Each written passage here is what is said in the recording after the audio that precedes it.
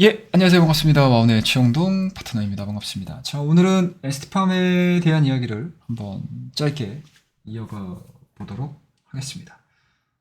최근에 에스티팜의 주가 강세가 예사롭지가 않습니다. 그리고 이렇게 단기간 안에 시장의 모든 참여자들의 이목을 집중시킬 수 있는 데에는 분명히 이유는 있다라는 생각이 좀 들고요. 그 이유가 한 가지가 아니고 두 가지다. 발생이 됐습니다. 그래서 오늘 이 두 가지에 대한 이야기 한번 해보고 그다음에 추가 상승에 대한 가능성들 한번 예상을 한번 해보도록 하겠습니다. 일단은 뭐 첫 번째로는 미국에서 발생시킨 생물보안법이죠. 이게 이제 생물보안법의 취지가 보시게 되면 이제 미국인 개인 건강이라든지 유전 정보를 우려 기업으로부터 보호하기 위해서 올해 1월 말에 발의된 법안이고요. 미국 하원에서 역시 유사한 내용으로 발의가 됐습니다. 그래서 미국 상원 국토안보위원회를 통해서 6일 날 중국 바이오 기업과 거래를 제한할 수 있는 요 생물보안법을 11대 1로 통과를 시켰습니다. 이 법안이 최종적으로 제정되기까지는 일단은 뭐 상원도 통과를 해야 되고요. 그리고 하원도 통과를 해야 되고요. 그리고 최종적으로는 대통령 서명까지 받아야 됩니다. 시간이 많이 걸리겠죠. 물론 이 과정에서 상당 부분 수정이 있을 수는 있겠지만, 이번 상원 국토안보위원회 통과 이후에는 중국 기업들이 미국이라는 중요한 시장에서 큰 제약을 받을 수 있다라는 부분에 있어서는 그렇게 크게 변함은 없는 것 같습니다. 그에 따라서 국내 CDMO 기업들의 수혜가 이어질 수 있지 않겠느냐라는 게 지금 시장의 논리고요. 그리고 뭐 한국바이오 협회 같은 경우는 이제 이 법안이 통과될 경우에 미국 내에서 바이오 산업과 같은 중요한 분야에 대해서 외국 특정 기업 개입을 엄격하게 통제를 하는 새로운 시대가 열리고 있다라고 평가를 하고 있고, 국제적으로도 미국이 이들 우려 기업들과 뭐 거래라든지 그리고 파트너십에 영향을 미치는 등 광범위한 변화를 불러일으킬 수 있다라고 지금 평가를 하고 있는 것 같습니다. 그렇다라고 되면은 뭐 절대적인 뭐 경쟁자라고 할 수 있는 중국 기업이 미국 내에서 약간은 좀 위축이 된다라고 하게 되면 국내 기업으로서는 어떻게 보면 이제 경쟁 우위가 점쳐질 수 있는 상황들이기 때문에 뭐 관련 기업들의 주가가 최근 들어서 굉장히 좀 탄력적으로 움직이는 모습들을 많이 보여주고 있습니다. 그래서 그 안에서 대표적인 종목이 뭐 삼성바이오로 당연히 낄 거고요. 두 번째가 이제 바이닉스, 그리고 세 번째가 에스티파. 이런 종목군들의 주가 탄력도가 굉장히 좀 좋아지고 있는 상황들입니다.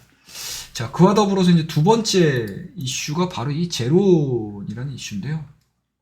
이 제론이 사실은 오늘 뭐 주가를 끌어올리는 가장 큰 모멘텀 역할을 해왔지만, 사실은 이제 관련된 히스토리를 쭉 보시게 되면 이게 작년도 6월 달에도 한 번쯤 시장에서 나왔었던 내용들입니다. 최초 텔러와라제 억제제죠. 이메탈 스타트 허가 시동, 에스티팜 수요 어디까지 라는 내용들인데, 이 소제목들 한번 보시면 좋을 것 같아요. 원료 공급사는 에스티팜 추정해서 확실로 넘어가고요.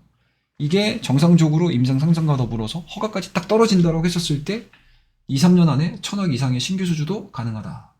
라는 쪽에 이제 기사들이 이제 작년도에 나왔던 내용들이고, 이번에 여러분들 이번에 나왔던 내용들입니다. 미국 제론의 신약 후보 물질이죠. 이메탈 스타트의 임상 물량 생산을 하고 있는 회사가 바로 이메탈이고요. 이게 지금 14일 날 이 FDA 항암제 자문위원입니다. ODAC라는 이 기구에서 이메탈 스타트의 임상 3상 유효성 리스크 프로파일을 검토를 해봤더니 12대 2로 승인 찬성을 때려버렸습니다. 그러다 보니까 이 이메탈 스타트 그리고 제론에 공급을 하고 있는 에스티팜의 주가가 갑작스럽게 급등을 하기 시작을 한 거고요. 이 내용들 자체가 통과된 이후에 아직 신약으로 승인을 받은 건 아닌데, 오는 6월에 신약 승인 여부가 결정이 됩니다. 그렇다고 되면 에스티팜으로서는 모멘텀이 6월달까지 쭉 가져갈 수 있다는 얘기죠.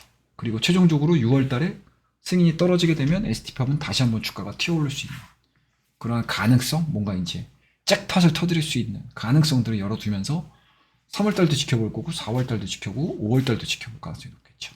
그렇다고 되면은 주가에 어떻습니까, 여러분들? 올라가는 과정 속에서 눌림 부분이 있을 수는 있겠지만 주가의 방향 자체는 단기간에는 상방으로 보면서 대응을 하는 게 맞지 않겠느냐 라는 말씀을 드릴 수가 있을 것 같고, 그리고 첫 번째 이슈죠. 생물보험법 첫 번째 모멘텀, 생물보험법 역시도 마찬가지로 아직까지 제대로 통과가 된 건 아닙니다. 통과가 되지 않은 상태에서 이와 관련된 스토리들이 계속적으로 나오면 나올수록 어떻습니까?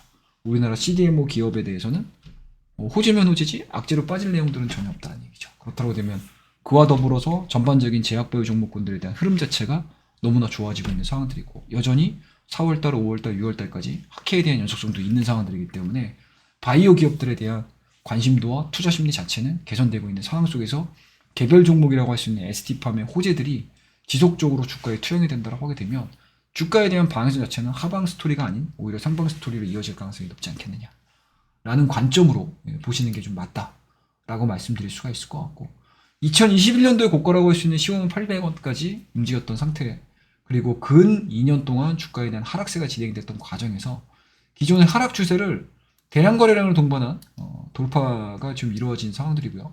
주봉상으로 놓고 보더라도 하락 추세에 대한 이러한 변화가 그냥 뚜렷하게 보이는 종목 중에 하나라고 저는 개인적으로 보고 있습니다. 그리고 대량 거래량을 동반을 해서 장기 입형 자체도 강하게 돌파를 시킨 상황들이기 때문에 2020년도에 주가 스타트가 걸리면서 15만 원대까지 올라갔던 요 흐름들을 좀 보시게 되면 단번에 올라가는 것이 아니고요. 이 올라가는 과정 속에서 어떻습니까? 조정을 받고요. 다시 한번 탄력을 받고 다시 조정을 받고 다시 탄력을 받는 그런 흐름들로 진행이 되고 있는 상황들이기 때문에 이번 상승으로 인해서 주가에 대한 방향수 자체가 단번에 올라간다라는 개념으로 접근을 하시기보다는 일시적으로 이 두 가지의 모멘텀들이 반영이 되다 보니 주가가 6만 원이었던 주가 자체가 9만 원대까지 바로 다이렉트로 튀어 올랐다.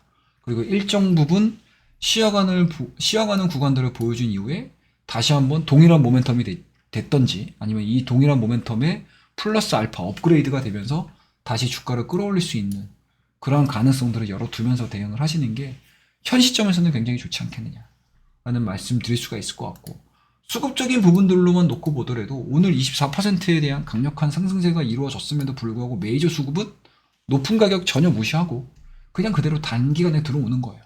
그렇다고 되면 이 메이저 수급 자체가 빠져나가지 않는 한 저는 개인적으로는 보유하고 계신 분들은 홀딩에 대한 의견 제시드릴 수가 있을 것 같고, 신규 관점으로 놓고 보시는 분들 같은 경우도 역시도 특별하게 이번 주에 있을 FOMC도 무난하게 넘어가고요. 무난하게 넘어간다는 것 자체는 금리 인상보다는 또는 동결보다는 향후에 빠른 시간 안에 금리 인하에 대한 가능성들을 우리가 시장에서 열어둘 수 있는 상황들이기 때문에 오히려 바이오 기업이라든지 그러니까 금리 인상 구간 그리고 높은 금리 환경 속에서 취약할 수밖에 없었던 이러한 성장주 섹터에는 더없이 좋은 호재가 될 가능성이 높은 상황이기 때문에 개별적인 모멘텀과 더불어서 전체적인 매크로 상황들을 놓고 봤었을 때 저는 개인적으로 매수 타점을 찾아보는 게 현 시점에서는 가장 현명하지 않겠냐라고 저는 생각을 하고 있습니다.